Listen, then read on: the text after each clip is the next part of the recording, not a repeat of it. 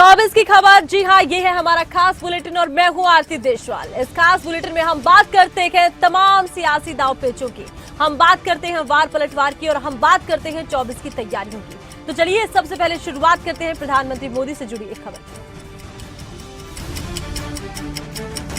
चुनावों के दौरान रोजगार का मुद्दा अहम रहता है और विपक्ष इसको लेकर घेरता है सत्ता पक्ष को। लेकिन अब प्रधानमंत्री नरेंद्र मोदी ने दिल्ली में रोजगार मेले के तहत सरकारी विभागों और संगठनों में नई भर्ती हुए कर्मचारियों को लगभग 51,000 नियुक्ति पत्र वितरित किए गए। पीएम ने अभ्यर्थियों को सरकारी सेवा के नियुक्ति पत्र मिलने पर बधाई भी दी। इस दौरान प्रधानमंत्री मोदी ने संबोधित करते हुए कहा कि नारी शक्ति बंधन अधिनियम के रूप में देश की आधी आबादी को बड़ा हक मिला है। कुछ दिन पहले ही नारी शक्ति वंदन अधिनियम के रूप में देश की आधी आबादी को बहुत बड़ी ताकत मिली है। 30 वर्षों से महिला आरक्षण का जो विषय कांग्रेस सांसद राहुल गांधी के ओबीसी वाले बयान पर भाजपा सांसद रविशंकर प्रसाद की तरफ से जवाब दिया गया। राहुल गांधी ना खुद पढ़ते हैं ना समझते हैं। आज ओबीसी समाज के प्रधानमंत्री हैं। आज सबसे अधिक ओबीसी के मंत्री केंद्रीय परिषद में हैं और सबसे अधिक ओबीसी समाज के सांसद भाजपा में हैं। ये सांसद जो निर्णय लेते हैं वही निर्णय सचिव लागू करते हैं।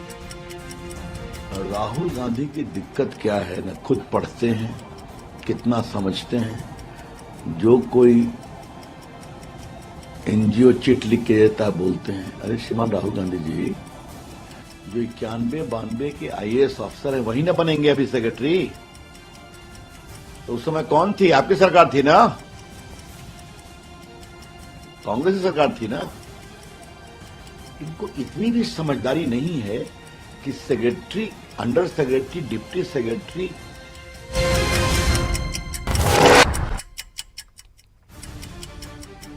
एआईएमआईएम चीफ असदुद्दीन ओवैसी ने हाल ही में राहुल गांधी को बड़ी चुनौती दी थी, जिसके बाद से वो कांग्रेस के निशाने पर आ गए हैं। कांग्रेस नेता राशिद अल्वी ने कहा ओवैसी साहब को अपने बारे में बड़ी गलतफहमी हो गई है। ओवैसी साहब की गलतफहमी है राहुल गांधी अगर हैदराबाद से चुनाव लड़ेंगे तो ओवैसी साहब की तो जमानत नहीं बचेगी।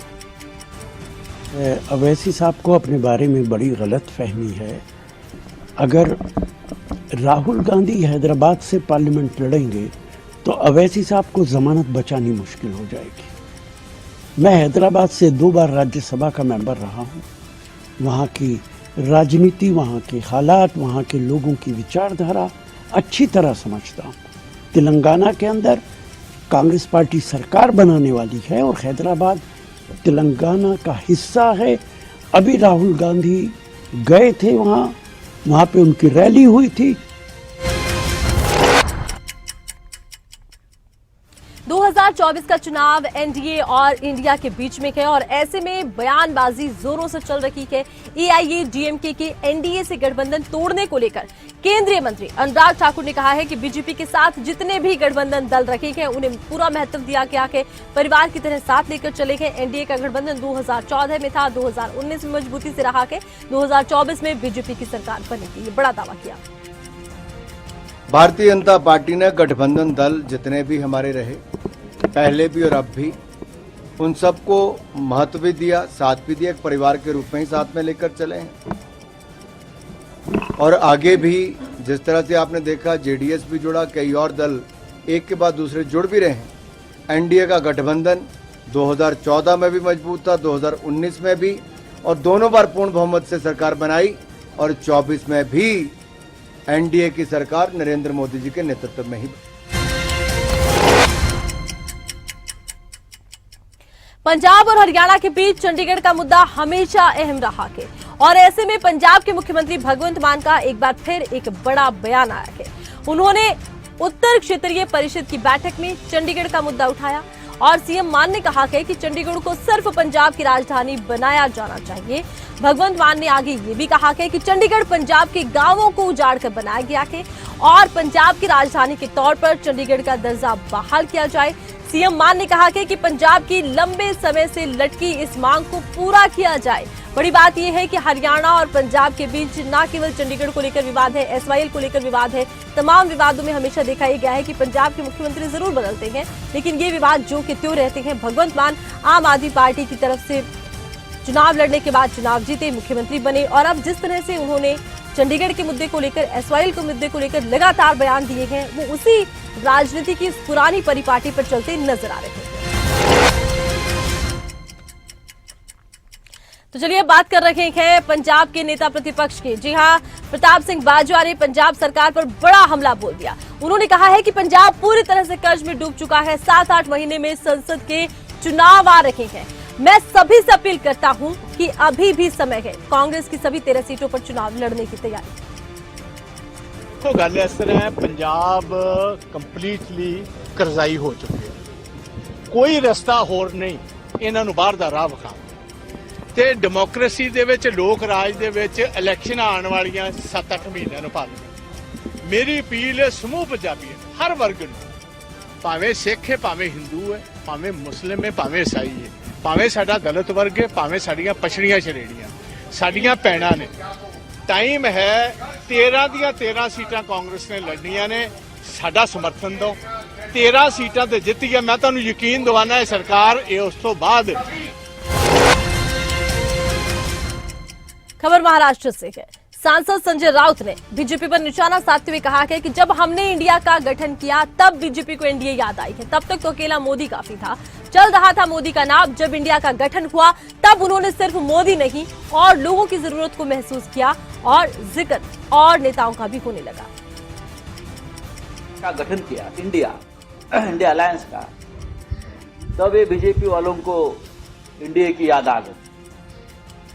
जब हम पटना में थे, पटना में, तब अचानक से उनको याद आ गई कि हम भी एक एनडीए बनाना है। तब तक तो मोदी काफी है, अकेला मोदी काफी है, हाँ। लेकिन जब इंडिया का निर्माण हो गया तो मोदी अकेला नहीं, उनके साथ और भी लोग चाहिए। लेकिन ये बहुत कमजोर एनडीए है। जिस एनडीए में शिवसेना और अकाली दल नहीं है वो एनडीए नहीं है। मध्य प्रदेश विधानसभा चुनाव 2023 के लिए बीजेपी ने अपने 39 उम्मीदवारों की दूसरी सूची जारी कर दी है और इस लिस्ट में 7 सांसदों को टिकट दिया गया है, जिनमें से 3 केंद्रीय मंत्री हैं। इनमें प्रहलाद पटेल हैं, नरेंद्र सिंह तोमर हैं और फग्गन सिंह कुलस्ते मोदी सरकार में मंत्री हैं। और मध्य प्रदेश विधानसभा चुनाव में जीत के लिए भारतीय जनता पार्टी पूरे जोर शोर से तैयारियों में जुटी है। पार्टी ये चुनाव किसी भी कीमत पर जीतना चाहती है। शायद ये पहली बार होगा जब केंद्रीय मंत्री, सांसद और पार्टी के बड़े बड़े नेताओं को विधानसभा चुनाव के लिए मैदान में उतारा गया है और इसी सूची में आधा दर्जन से ज्यादा सांसद और मंत्री शामिल किए गए हैं। यहाँ पर आपको ये भी बता दें कि अब कुछ ही महीनों में मध्य प्रदेश में विधानसभा का चुनाव होने जा रहा है। राज्य में चुनावी सरगर्मियां बढ़ गई हैं और इसे लेकर बीजेपी के साथ साथ कांग्रेस पूरे जोर शोर से कार्य कर रही है। राज्य की दोनों प्रमुख पार्टियों के बीच आरोप प्रत्यारोप का दौर देखने को मिल रहा है, कहीं जनसभाएं तो कहीं रैलियां। इंदौर 1 से चुनावी मैदान में उतारे जाने पर बीजेपी नेता कैलाश विजयवर्गीय ने कहा है कि मेरा सौभाग्य है कि मुझे चुनावी राजनीति में भाग लेने का अवसर मिला है और मैं पार्टी की अपेक्षाओं को पूरा करने का पूरी तरह प्रयास करूंगा। हालांकि इस बार का चुनाव जीतना आसान नहीं है क्योंकि मैदान में कई दिग्गज नेता हैं। मैंने तो वैसे कहा था कि मैं चुनाव नहीं लड़ना चाहता हूँ और पार्टी के हमारे वरिष्ठ नेताओं का निर्देश मुझे परसों मिल गया था।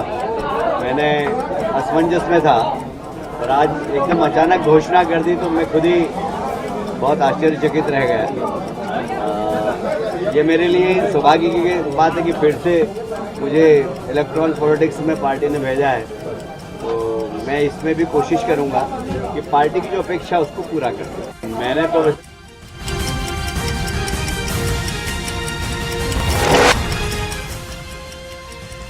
आगामी मध्य प्रदेश विधानसभा चुनाव के लिए मुरैना से टिकट दिए जाने पर बीजेपी नेता रघुराज कसाना ने कहा कि मैं भाजपा कार्यकर्ताओं को बधाई देना चाहता हूं क्योंकि उनकी भावनाओं के अनुरूप शीर्ष नेतृत्व ने मुझे टिकट देकर चुनाव लड़ने की जिम्मेदारी दी है। उन्होंने दावा किया है कि वो पार्टी को जीत दिलाएंगे। सबसे पहले मैं भारतीय जनता पार्टी के कार्यकर्ताओं को बहुत बहुत बधाई देना चाहता हूं कि उनकी भावनाओं के अनुरूप शीर्ष नेतृत्व ने मुझे टिकट देकर ये जिम्मेदारी दी है चुनाव लड़ने की, और निश्चित रूप से उनकी भावनाओं पे मैं खरा उतरने का पूरा प्रयास करूंगा। और मुरैना विधानसभा नहीं संपूर्ण जिले में हम वरिष्ठ नेताओं के नेतृत्व 6 की 6 सीटें जीतेंगे। मैं धन्यवाद देना चाहता हूं प्रदेश के मुख्यमंत्री जी को, हमारे केंद्रीय मंत्री श्रीमती सिंधिया जी को।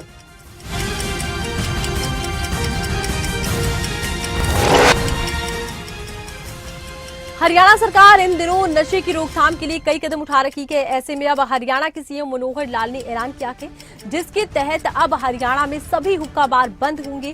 सीएम ने कहा है कि ग्रामीण इलाकों में इस्तेमाल होने वाले परंपरागत हुक्के पर रोक नहीं होगी। हमने देखा है कि आजकल व्यवसाय के तौर पर ऐसे स्थानों पर जो होटल हैं, खाने पीने की जगह हैं, मनोरंजन के स्थान हैं, वहां पर ये जो नशा करने के लिए हुक्का बार चलाए जाते हैं।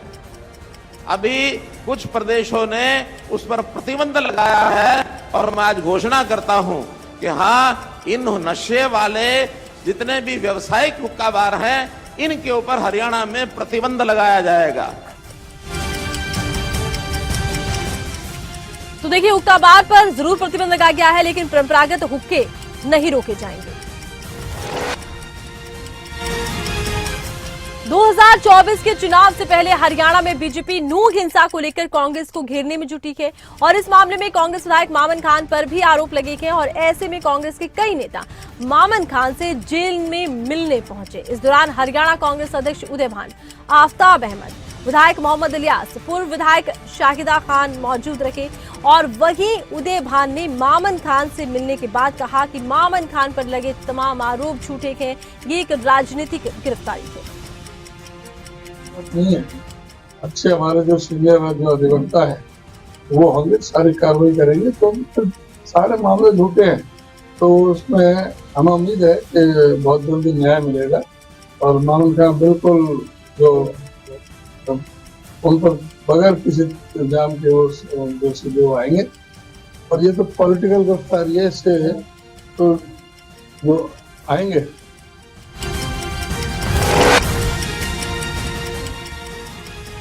एक और विपक्ष एकजुटता का दम भर रहा है, लेकिन दूसरी ओर इनेलो की कैथल में हुई रैली में कांग्रेस से कोई नेता पहुंचा नहीं। वहीं इसको लेकर अभय चौटाला से सवाल किया गया तो उन्होंने कांग्रेस को इसका सबक मिलने की बात तक कह डाली है। वहीं हरियाणा कांग्रेस प्रदेश अध्यक्ष उदय भान ने इनेलो पर निशाना साधा है और इनेलो का प्रदेश में कोई जनाधार नहीं, बड़ा बयान उनकी तरफ से दिया गया है। नहीं आए तो कांग्रेस को सबक मिलेगा इस बात में। हरियाणा का आदमी बहुत खुददार है और खुददार आदमी कभी भी जो भी कोई घमंड करता है उसका घमंड दूर करने का काम करता है। इनेलो का प्रदेश के अंदर कोई जनाधार नहीं बचा है और वो सहारा लेते फिर रहे हैं। इनका जो अतीत है वो हमेशा बीजेपी के ये साथी के बी टीम के रूप में काम करते रहे। नहीं आए तो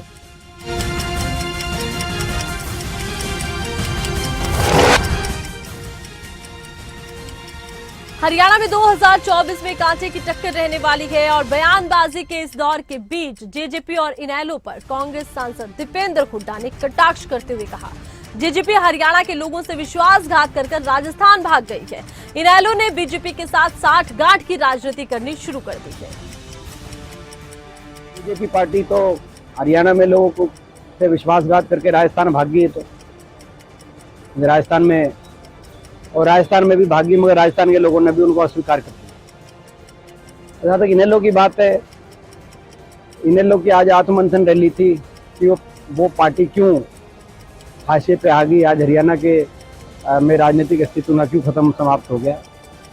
तो वो इस बात पे वो आत्ममंथन कर रहे थे और उनका कारण ये था कि ये विपक्ष की जिम्मेदारी इनको जब मिली तो बीजेपी से विपक्ष की भूमिका ना निभाते हो।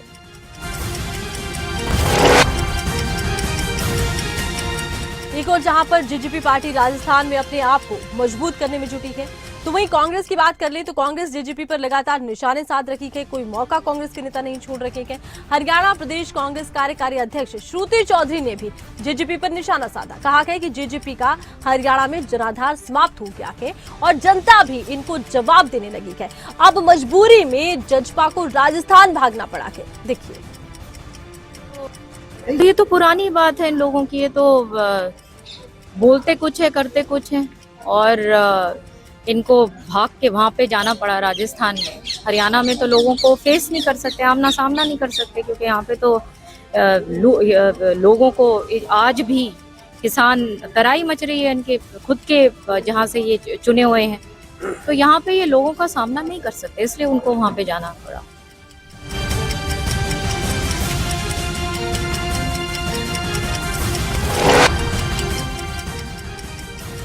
भारतीय जनता पार्टी के वरिष्ठ नेता बीरेंद्र सिंह के बेबाक बोल एक बार फिर सामने आए हैं।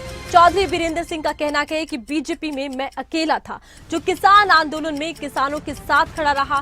मैं अपनी सोच पर चलता हूं। उन्होंने कहा कि मैं व्यवस्था में नुक्स है तो उसे सुधारने की जरूरत के लिए काम करता हूं। मैं अपनी आवाज उठाता रहा। बीजेपी में अकेला इस देश में आदमी जो किसान एजुकेशन में किसानों के साथ खड़ा था। ये लड़कियां पहलवान हमारी बैठी थी वहाँ, उस जुल्म के खिलाफ भी मैं खड़ा रहा। पार्टी की बात नहीं है, मेरी अपनी सोच है। मैं अपनी सोच पे चलता हूँ। पार्टी, और मैं ये भी कहता हूँ, आप जैसे पत्रकारों ने ये भी कहा कि ये तो अनुशासनहीनता मानेगी बीजेपी। मैंने कहा इस देश में कोई ऐसी पार्टी नहीं जो किसान की बात उठाने पे ये कहेगी ये अनुशासनहीनता है। मैंने कहा फिर वो पार्टी कहीं समझो।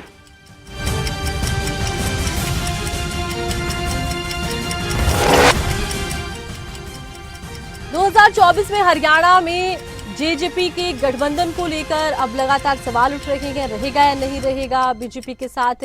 इस बारे में अभी कुछ कहा नहीं जा सकता, लेकिन इसको लेकर अब बयानबाजी जोरों पर हो रही है। हरियाणा के कैबिनेट मंत्री देवेंद्र बबली ने भी इसको लेकर एक बयान दिया। उन्होंने कहा है कि हरियाणा में बीजेपी और जेजेपी के गठबंधन को लेकर चुनाव के समय शीर्ष नेतृत्व फैसला लेगा। साथ ही साथ उन्होंने कहा कि मुझे लगता है कि दोनों पार्टियों के सर्वे के आधार पर समय के हिसाब से दोनों पार्टियां गठबंधन में चुनाव लड़ेंगी।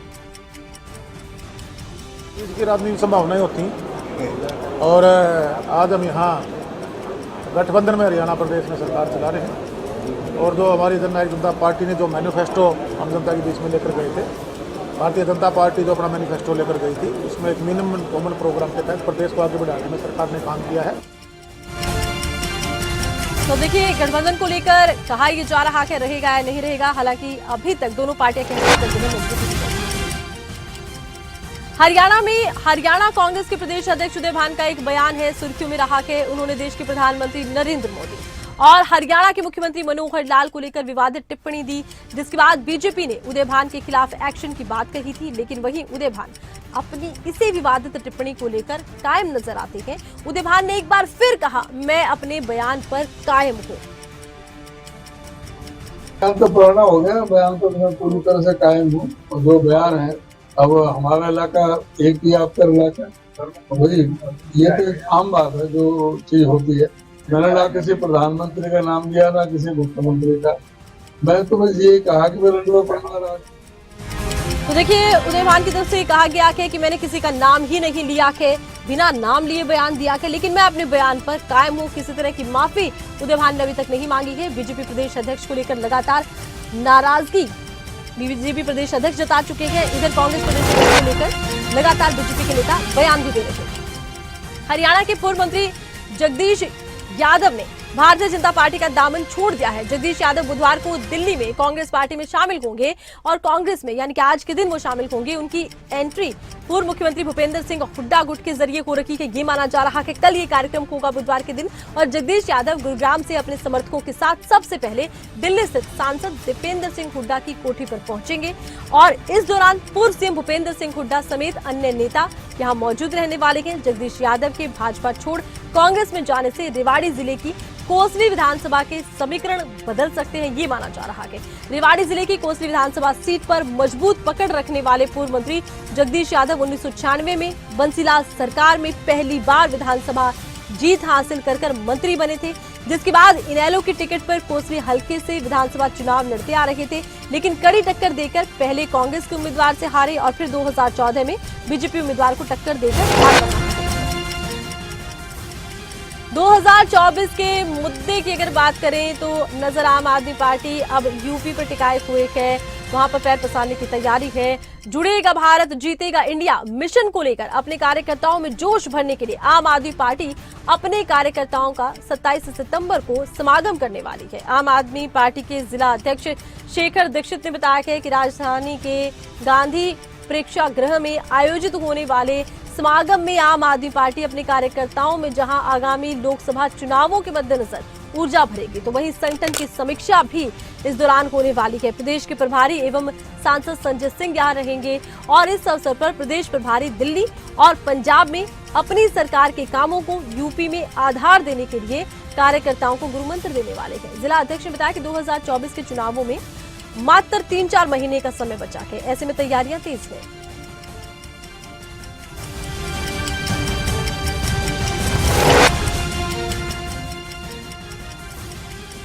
तो अब हम बात कर लेते हैं अगली खबर की। हिमाचल से ये खबर जुड़ी है। हिमाचल में देखिए बाढ़ जैसे हालात रखे, आपदा की स्थिति रखी, भारी नुकसान हुआ और ये मुद्दा गरमाया है। इसी को लेकर हिमाचल के मुख्यमंत्री सुखविंदर सिंह सुक्खू ने जानकारी दी। सीएम ने कहा हिमाचल प्रदेश में बाढ़ से 450 लोगों की जान जा चुकी है, जबकि 12,000 करोड़ का नुकसान हुआ है। हिमाचल में जो सड़कें आपदा के कारण टूट गई हैं, उनमें से अधिकतर को हमने सुधार किया है, अधिकतर को बना लिया है, कुछ पर काम चल भी रहा है। आज तो मैं पहला जो गुरुद्वारा साहब में हमने अपना मत्था टेका है और सबसे सुंदर और सबसे अच्छा टेंपल हमारे सिख रिलीजन का और सबसे पुराना टेंपल में हम आकर एक सुकून सा मिलता है। और वहीं केंद्रीय मंत्री अनुराग ठाकुर ने राष्ट्रीय आपदा घोषित करने की मांग पर हिमाचल की सरकार को घेरा और कहा कि जितना प्रेम हमारा हिमाचल से, उतना ही प्रेम पीएम भी करते हैं। अनुराग ठाकुर ने कहा कि पीएम ने 4 किश्तों में हिमाचल की मदद की है। जितना हमें हिमाचल से प्यार है उतना ही मोदी जी को प्यार है। मोदी जी ने इंतजार किए बिना एक नहीं 4-4 किश्तें मदद की भी पहुंचाई। 862 करोड़ रुपया वहां पर भी दिया। और अगर यूपीए का समय देखेंगे तो कई महीने लग जाते थे टीमों को आने के लिए भी। हमने टीमें भी शीघ्र पहुंचाई। फिर मदद करने वाली टीमें भी एनडीआरएफ की हो, एयरफोर्स की हो, वो भी पहुंचाई। हेलीकॉप्टर तक दिए, सब मदद की। और यही नहीं, 12 टुकड़ियां एक बार लगी थी एनडीआरएफ की, 13 एक बार लगी थी। और 5,000 घर पहले, 6,000 घर उसके बाद दे दिए। मनरेगा का पैसा जितना दिया है। हिमाचल बीजेपी प्रभारी अविनाश राय खन्ना ने हिमाचल सरकार पर हमला बोला और लोकसभा चुनाव में 4 सीटें जीतने का दावा किया। साथ ही साथ हिमाचल सरकार के 10 महीने के कार्यकाल को निराशाजनक बताया है। अविनाश राय खन्ना ने कहा है कि लोगों में हिमाचल सरकार के खिलाफ आक्रोश है। सबसे पहले तो 10 महीने का जो कार्यकाल है, मैं समझता हूं जितना लोग इस 10 महीने में प्रताड़ित हुए हैं, 2-3 एंगल से हुए हैं। लॉ एंड ऑर्डर की सिचुएशन जहां बहुत ख़राब है, जो संस्थान हमने खोले थे वो बंद किए, उनकी फैसिलिटी सारी विड्रॉ की। देना तो क्या था, जो उनके पास था वो भी खो लिया। 10 महीने में ये काम किया है। एक भी गारंटी उन्होंने पूरी नहीं की। अब ये कहने लगे हम तो 5 साल का वादा किया था। जब स्टेज पे बोलते थे तो उस समय उंगलियों पे गिनते थे कि 10 महीने में हम लोग 1 जनवरी तक इन गारंटियों को पूरा कर देंगे। लेकिन इन्होंने हिमाचल के साथ